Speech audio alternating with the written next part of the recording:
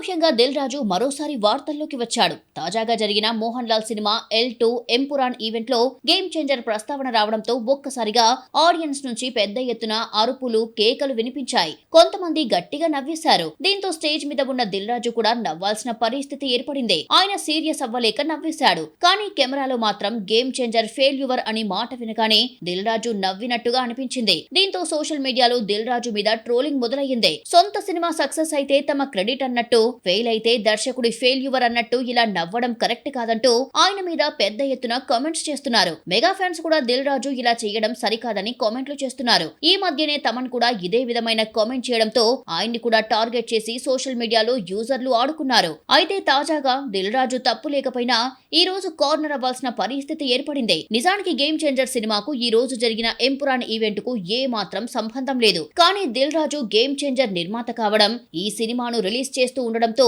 ఆ సినిమాకు సంబంధించిన ప్రశ్నలు ఎదురయ్యాయి. ఈ ప్రశ్నకు సమాధానం ఇచ్చిన తర్వాత కేవలం ఎంపురాన్ సినిమా గురించి మాత్రమే మాట్లాడాలని జర్నలిస్టులను ఆయన కోరారు.